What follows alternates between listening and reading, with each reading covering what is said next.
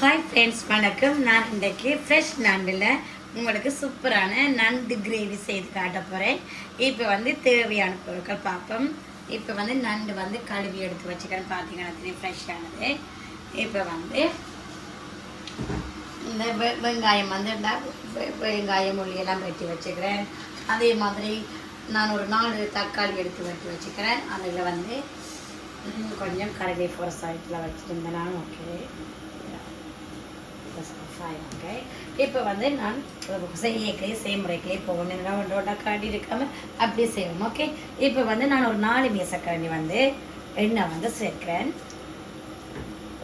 இது நண்டு கறி 2-3 விதமாக வைக்கலாம். நான் இன்றைக்கி இந்த மெதட்டில் வைக்கிறேன். என்ன மறுதரம் வைக்க மற்ற மெதட்டில் வைக்கிறேன். இப்போ சட்டி எண்ணெய் நல்லா சூடறிட்டுது. இப்போ கடுகு உளுந்து நான் சேர்க்க போகிறேன்.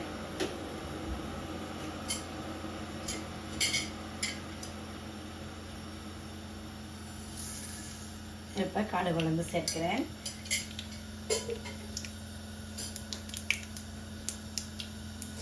அது இப்போ நல்ல இதாக இப்போ நான் அதோட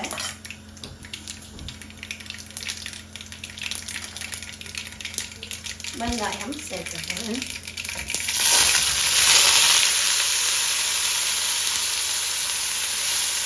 வெங்காயம் நிறைய போட்டிங்கன்னா கிரேவி நல்ல வடிவாக வரும். நல்ல வடிவான கிரேவியாக இருக்கும். கறி பார்த்துட்டு நல்ல வடிவாக இருக்கும். நான் ஒரு 4 இல்லாட்டி 5 பெரிய வெங்காயம் எடுத்து வச்சுக்கிறேன். பொம்பாய் வெங்காயம் தான் எடுத்து வைக்கிறேன்.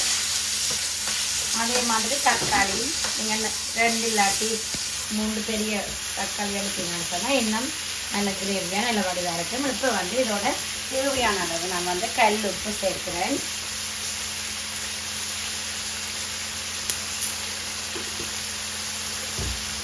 இப்போ இது நல்ல வடிவாக கொஞ்சம் வதங்கிட்டு வதங்கினா பிறகு பார்ப்போம். ஓகே, இப்போ பார்த்தீங்கன்னா வெங்காயம் இந்த பார்த்தீங்கன்னா இவ்வளோ வதங்கி வந்திருக்கு. அப்போ இந்த டைமில் நான் சும்மா தனியாக வெட்டி வச்சுருக்கேன். உள்ளியும் கொஞ்சம் சேர்க்கிறேன்.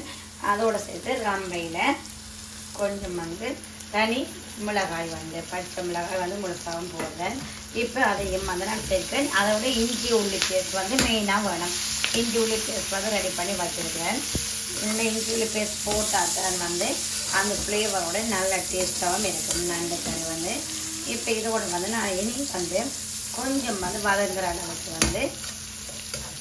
இது கொஞ்சம் வதங்கினோடனே வெங்காயம் இதே கலரில் இப்படி லைட்டான கோல்டன் கலரில் அரைக்கலையே நாங்கள் இப்போ தாளினேன். நான் இப்போ பெருஞ்சீரகம் எடுத்து வச்சுக்கிறேன். வெந்தயம், சொட்டு நச்சீரகம், மிளகு, இந்த காஞ்சி மிளகாய் அதாவது செத்தல் மிளகாய் எடுத்து வச்சுக்கிறேன். இப்போ எல்லாத்தையும் நான் இப்போ சேர்க்கிறேன். இப்போ அதோடையே நான் இன்னும் கொஞ்சம் கருவேப்பிலை சேர்க்கிறேன். கொஞ்சம் ரம்பலைக்கும் சேர்க்கிறேன். இப்போ இதுவும் லைட்டாக அப்படி வதங்கி கொண்டு கேட்கல. இப்போ இதோட சேர்த்து நான் என்ன சேர்க்குறேன், இனி இஞ்சி உள்ளி பேஸ்ட் இதோட சேர்க்க போகிறேன். பார்த்தீங்கன்னா நல்ல வடிவான தாளி நிலை எல்லாமே நல்ல வடிவ வெந்தயம் பறிச்ச கொஞ்சம் வதங்கி அதில் ஸ்மெல் நல்ல வடிவாக வரைக்கில் தான் நல்ல இதாக இருக்கும். இப்போ இஞ்சி உள்ளி பேஸ்ட் நான் சேர்க்கிறேன். இஞ்சி உள்ளி பேஸ்ட் கொஞ்சம் பச்சை வாசனை இல்லாமல் போன பிறகு தான் நான் இதோடு தக்காளி சேர்க்கப்போகிறேன். இது கொஞ்சம் லைட் அப்படி சும்மா வதக்கி விட்டோம்னா ஓகே. அதனால் தக்காளி சேர்த்து அது எல்லாம் வதங்க போது இப்போ நான் தக்காளியை சேர்க்கிறேன். அதுவும் நல்ல வடிவாக அப்படி வதங்கி வரத்தான் நல்ல இதாக இருக்கும். இது கொஞ்சம் வதங்கின பிறகு நீ பார்த்தோம். ஓகே, இப்போ பார்த்தீங்கன்னா நல்ல வடிவாக வதங்கி வந்துட்டு பாருங்கள் தக்காளிலாம். இப்போ நான் இதோட சேர்த்து நண்டெல்லாம் சேர்க்கிறேன். இப்போ நண்டெல்லாம் சேர்த்து கொஞ்சம் லைட்டாக வதங்கி வந்துட்டேன்னு சொன்னால் தான் ஓகே. இப்போ எல்லாத்தையும் நாங்கள் இப்படி சேர்ப்போம். அதை கொஞ்சம் நல்ல வடிவாக வதங்கினா கொஞ்சம் இன்னும் நல்ல டேஸ்ட்டாக இருக்குது. நான் நம்மளாக அப்படி தான் செய்கிறேன்னா அடுத்த மெதட்டு உண்மையிலே அதை செய்து காட்டேன். ஏன்னா அதுவுமே உங்களுக்கு பார்க்க தெரியும். இந்த கறியை பார்க்கவே தெரியும் அது டேஸ்ட்டாக நல்ல வடிவாக இருக்கும். ஓகே, பார்த்தீங்கன்னா நல்ல வடிவாக இருக்குது பாருங்கள். ஃப்ரெஷ்ஷான நண்டு சொல்லணும் நல்ல இதாக இருக்கும். அது இப்போ நான் இது வெள்ளை சோறுக்கு வெள்ளைப்பூட்டுக்கு எல்லாமே இப்படி நாங்கள் செய்தோம்னா நல்ல டேஸ்ட்டாக இருக்கும். இப்படியே எப்பயுமே நாங்கள் நல்ல வடிவாக ஒரு கத்திரன் பண்ணிடுவோம். வடிவாக திருப்பி விடும்போது நாங்கள் மெல்லவா இப்படியே திருப்பி விடணும். ஓகேவா சூடு பாட்டுக்குன்னா நாங்கள் இப்படி திருப்பி செய்யலாது நெல்லாம் பிஞ்ச மாதிரி அப்படி வரும். அப்படி கொஞ்சம் அப்படி திருப்பிட்டு கொஞ்சம் பதங்கினா அப்புறம் பார்ப்போம். ஓகே இப்போ பார்த்தீங்கன்னா நல்ல வடிவாக நண்டு வதங்கி இப்படி வந்துட்டு பார்த்தீங்கன்னா அப்படி இதே மாதிரி செய்கிறீங்கன்னா இன்னும் நல்லா டேஸ்ட்டாக இருக்குது. இப்போ நான் என்ன செய்கிறேன் இதில் கொஞ்சம் முடிச்சுட்டு இப்படி ஒரு சைடாக இப்படி வடிவாக விட்டுட்டேன்னு சொன்னால் இப்போ இதுக்கிட்ட நான் என்ன செய்யறேன் தூளை சேர்க்க போகிறேன். ஓகே இந்த எண்ணெய்க்குள்ளேயே அந்த தூள் கரெக்டாக அப்படி வரைக்கல அந்த கறி இன்னும் நல்லா டேஸ்ட்டாக இருக்கும் பாருங்க. இப்படி நான் எடுத்து விட்டுட்டு இப்போ இதில் நான் ஒரு 4 கரண்டி தூள் சேர்க்க போகிறேன். 4லிருந்து 5 நாங்கள் சேர்க்கலாம். எங்களோட உரைப்புக்கு ஏற்ற மாதிரி நாங்கள் சேர்க்கலாம். கரண்ட் எடுக்கலாம்.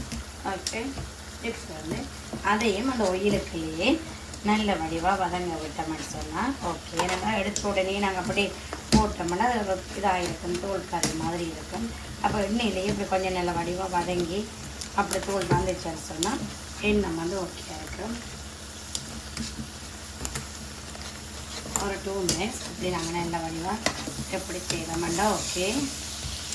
இப்போ பார்த்தீங்கன்னா தூள் எல்லாம் நல்ல வடிவாக எண்ணெய்க்குள்ள வதங்கி வந்துட்டுது. இப்போ நான் உப்பு புளி சேர்க்குறேன். ஆல்ரெடி கரைச்சி வச்சு நான் புளி சாரி ஃப்ரெண்ட்ஸ் அது இதில் கவர் ஆகாமல் போயிடுது. நான் இப்போ தண்ணிப்பால் சேர்த்துருக்கிறேன். இப்போ நான் இதை இப்போ மூடி போட்டு ஒரு 15 நிமிஷம் மூடி விட போகிறேன். நல்ல வடிவாக தூள் பச்சை வாசனை ஒன்றும் இல்லாமல் நல்ல வடிவாக தூள் எல்லாம் அவிஞ்சு கொஞ்சம் எண்ணெய் பிரிஞ்சு வரைக்கல பார்ப்போம். ஓகே இப்போ பார்த்தீங்கன்னா 15லேருந்து 20 நிமிஷம் நான் இப்படியே திறக்காமல் இப்படியே வச்சேன். இப்போ திறக்கப்புறம் பாருங்க பார்த்தீங்களா என்ன வடிவாக எண்ணெய் வடிவாக வந்துருக்குது. பார்த்தீங்களா நல்ல வடிவாக இருக்குது. இப்போ நான் கொஞ்சம் கருவேப்பிலை மேலால் கொஞ்சம் சேர்க்கிறேன். இப்போ இந்த டைமில் நானும் மெல்லவா இனி உப்பு புளி எல்லாம் செக் பண்ணி பார்ப்போம். ரிலாக்ஸ் நீங்கள் தான் இன்றைக்கி செக் பண்ணி பார்த்துட்டு சொல்கிறீங்க. ஓகே